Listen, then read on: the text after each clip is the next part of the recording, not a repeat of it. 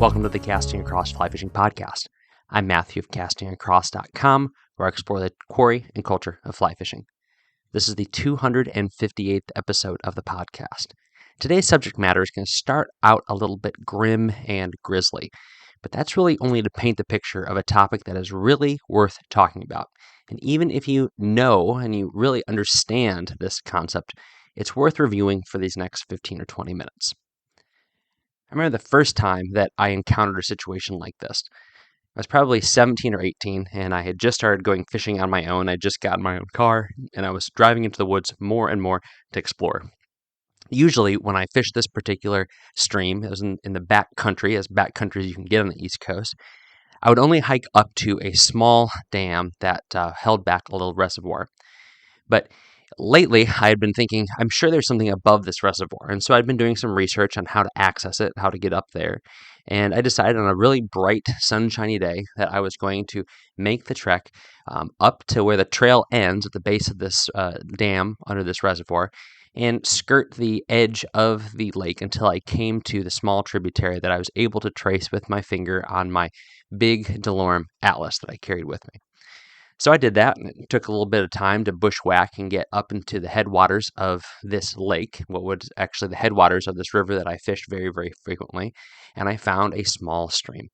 It was a small stream that was exactly what I was looking for. It was tight, and it was brushy, but it was also clean and cold, and had pools and pockets, and it had brook trout. It had native brook trout, and it also had a couple of brown trout I was able to get into.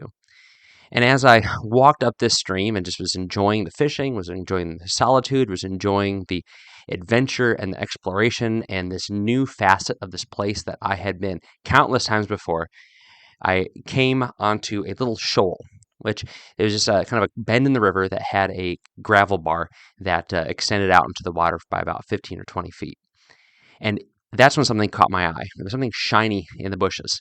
And so I turned my head thinking this is probably just garbage, and it was garbage. It was a balloon, a mylar balloon that had popped and had gotten tangled up in some branches.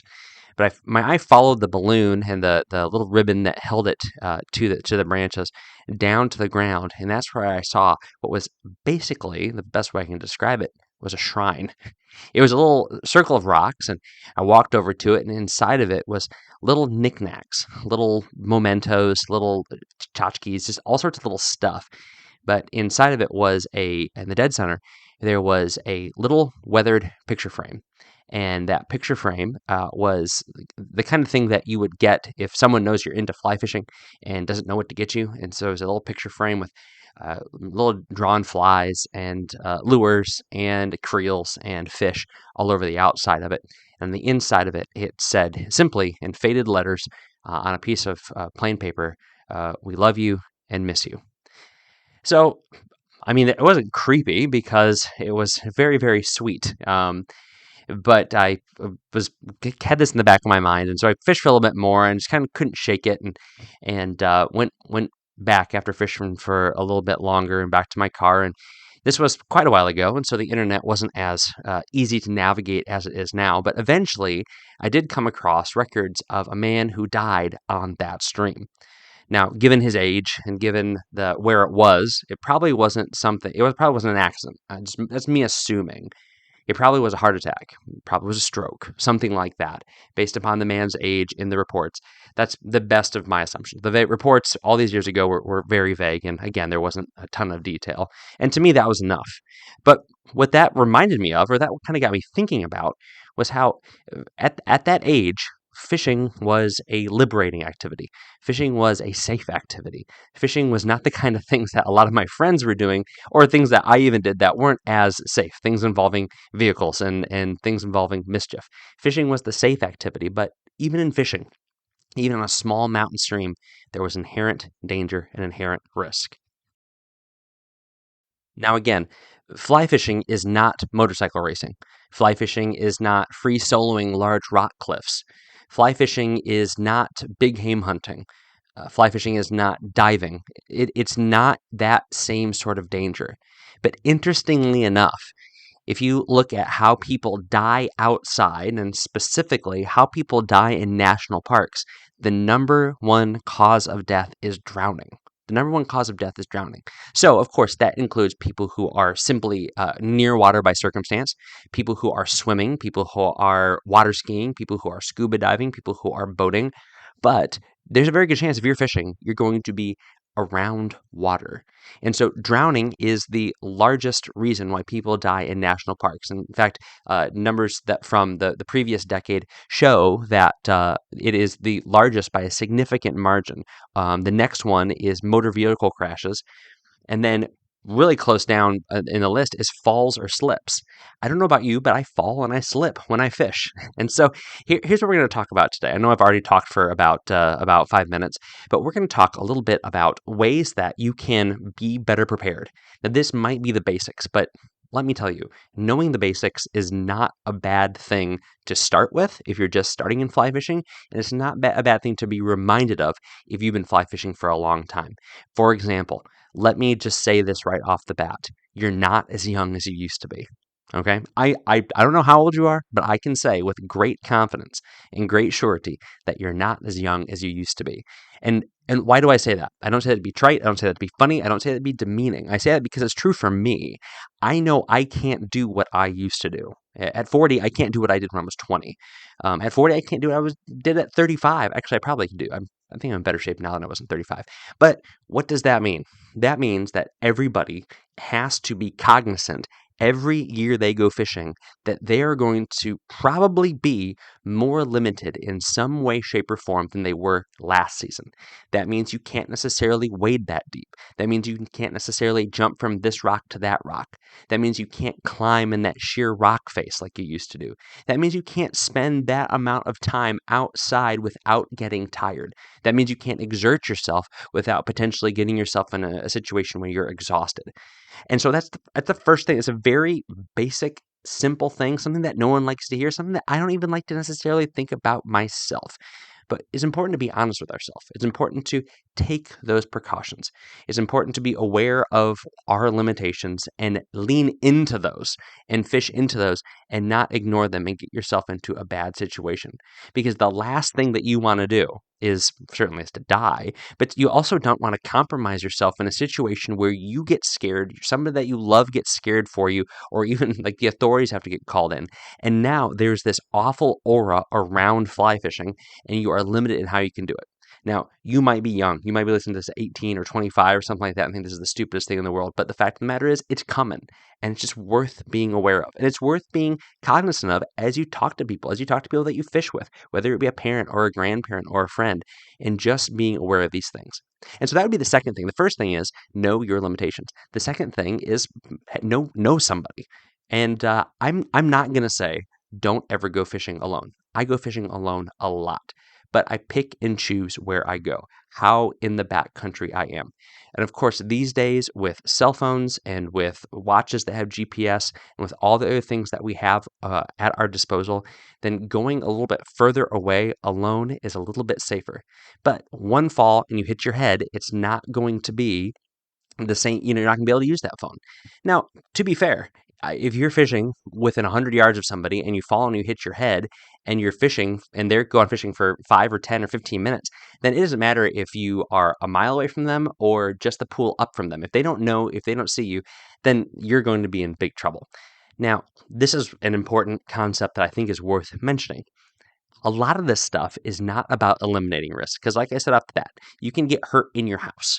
You can't eliminate risk, but you can mitigate risk. Having somebody know where you are is better than no one knowing where you are. It's not going to mean that if somebody knows where you are, that's your get out of death free card, but it is definitely helpful. That's something that, to be honest, I have not been as good about as I should have. I usually just kind of bank on the fact that I've got my phone in my pack, my phone in my pocket. They'll be able to find me. But you know what? Those minutes can be precious. Those hours can be essential in an emergency if something bad happens. So just sending someone your coordinates. I have gotten into the habit, well, actually my wife's gotten in the habit of asking me to send me my coordinates when I put in and as I go about the day.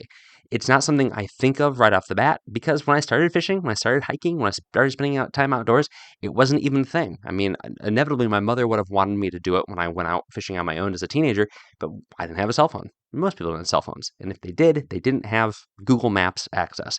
So that's the second thing, is let somebody know where you are. If that means fishing with a buddy, or if that means just dropping a breadcrumb or just letting somebody know, then that is so incredibly important. It is so vital to do. Uh, so, so first thing, know your limitations. Second thing, let somebody know. And you can tie those things together. You can tether them together and say, you might not be able to go fishing by yourself, and that's okay. You'll get all those benefits of fishing with a friend, and you'll be able to fish with peace of mind. You won't have in the back of your head, this is dangerous, this is dangerous. My wife hates I'm doing this. My kids hate that I'm doing this. To be able to go fishing with somebody, you get the benefits of fishing with somebody, and you get the benefits of fishing. It just happens to be with somebody. The third thing is water. You need to read water. So this is very much a fly fishing related issue. Being able to read water is one of the best ways to remain safe while you are fishing. Of course, reading water helps you figure out where fish are going to be. And so what do I mean by reading water? This is one of those, things that we say in fly fishing, but we don't often define.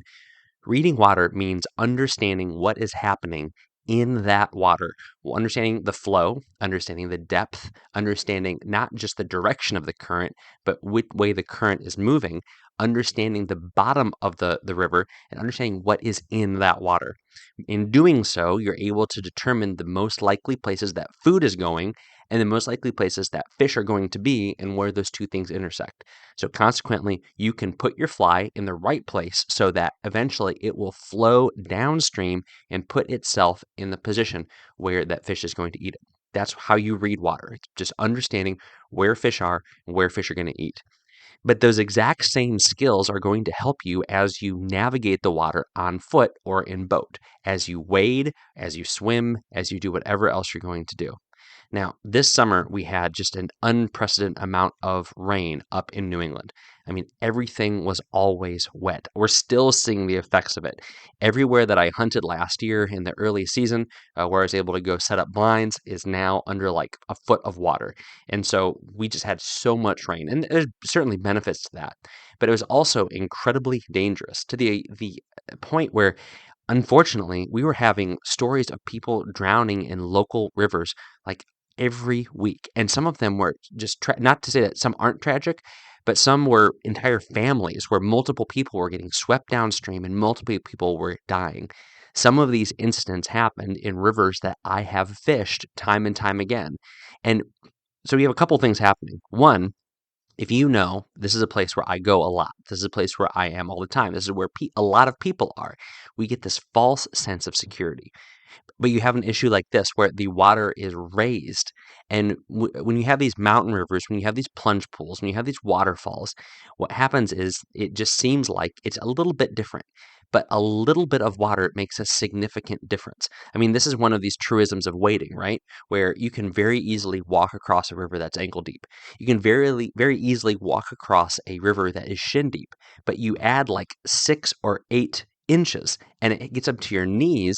And although that doesn't seem like a lot of water, the volume of those cubic feet moving downstream at speed, usually at accelerated speed, is going to have an outsized impact on you and on your body as you're trying to get across that river.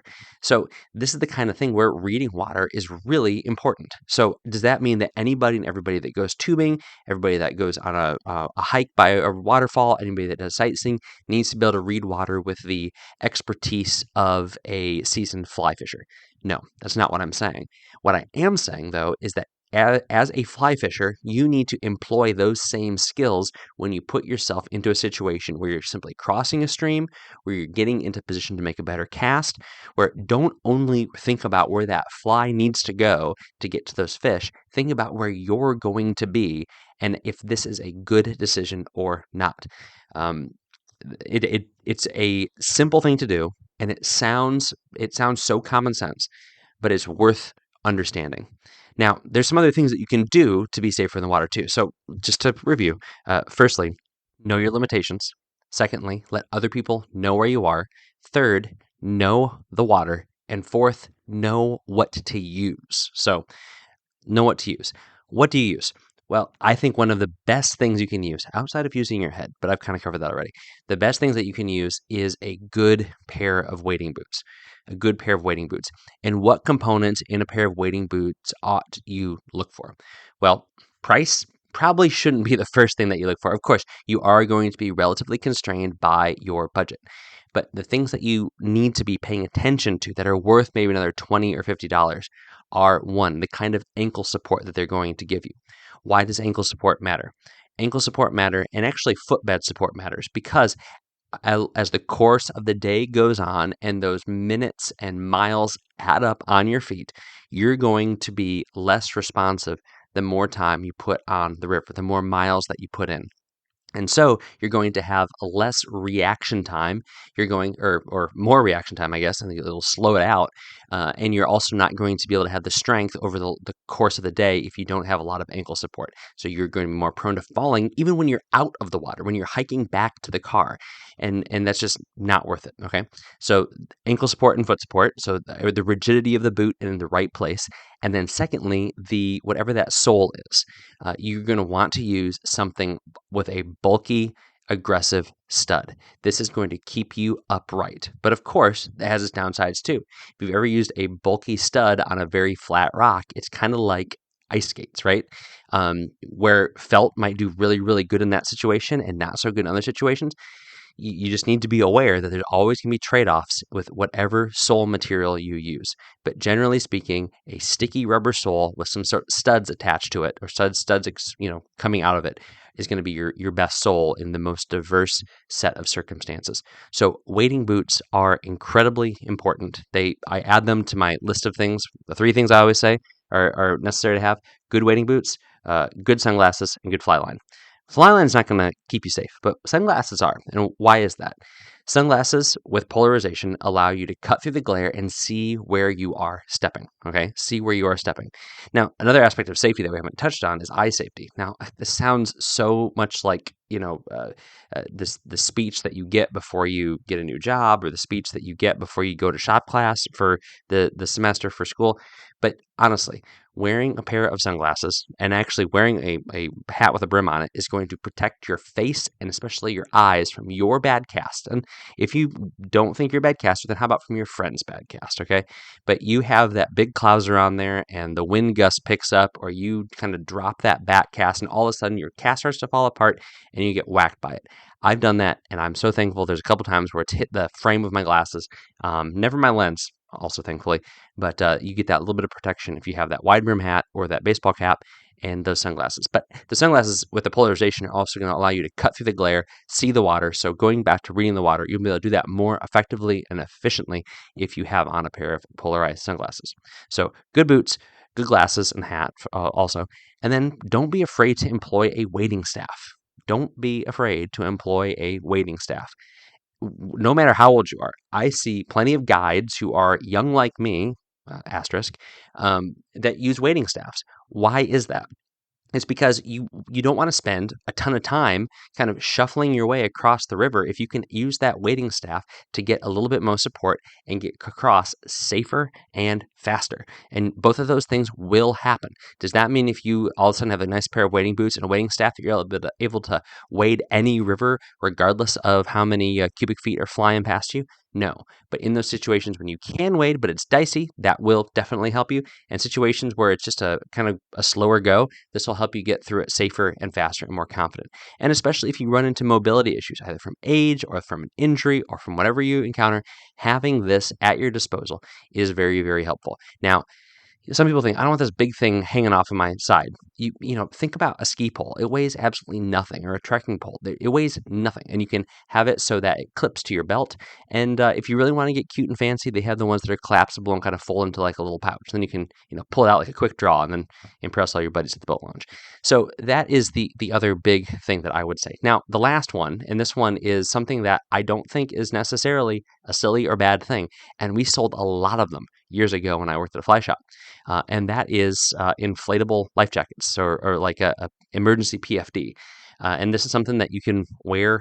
They have some vests that integrate them, or it can go around your waist. And if the little trigger gets wet, or if you hit it, then it will pup out and puff up, and it will keep you afloat a little bit. Now, again, is that going to necessarily save you? Is it going to be as good as a nice quality PFD that you'd buy to go on a boat or go on a kayak?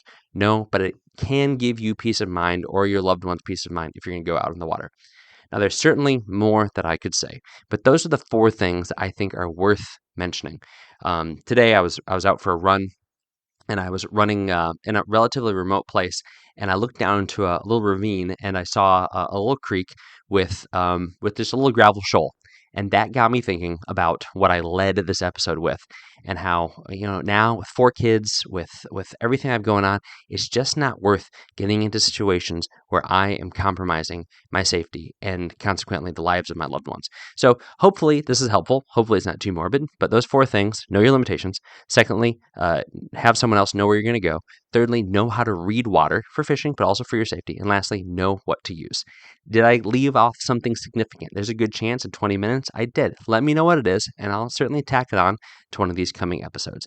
Matthew@castingacross.com. It's always good to hear from you. This week on the website, the first article is called Calendar Ready, the Fly Fishing Show 2024.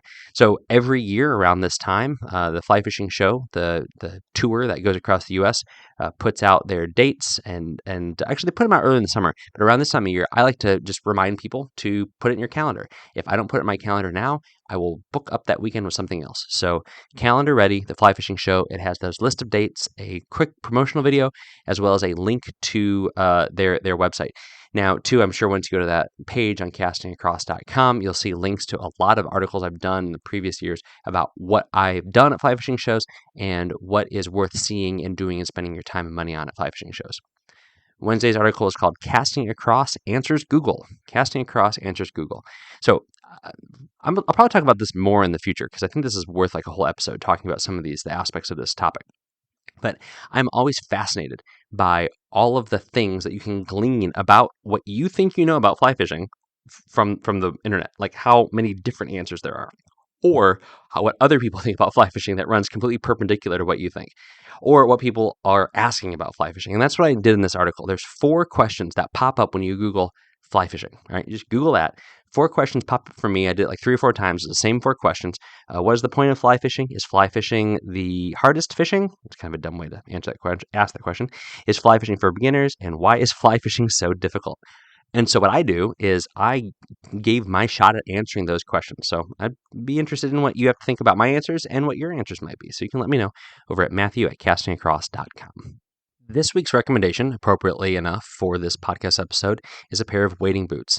Redington, who is known for kind of their really cool aesthetic, but also really quality level, entry-priced fly fishing gear, makes a series of wading boots and waders. And I have some that are part of my rotation, and I love them. I fish with the Benchmark boots. They are their entry-level boots. So I have a number of pair of wading boots when I just want to be on the river for a few hours, or I'm going to be moving a lot, but I do want a full-fledged wading boot. I go with the Redington Benchmark boot. But in light of today, I'm recommending their Prowler Pro boots, the Prowler Pro boots. Now, why the Prowler Pro? Well, I really love the cut of the Redington boots. They feel the most like a performance shoe of any wading boot that I've used. Now, I'm not talking about wading shoes or like I use kayaking shoes for a lot of my wet wading.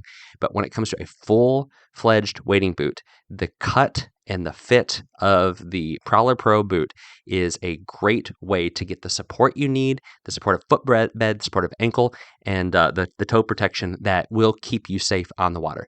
So if you're interested in those boots, you can check out the link on this podcast show notes over at castingacross.com. Thanks for listening to the Casting Across Fly Fishing Podcast. Please subscribe in your favorite podcast app and then rate the podcast in iTunes. Then head over to castingacross.com for 3 posts a week on the people, places, and things that go into the pursuit of fish.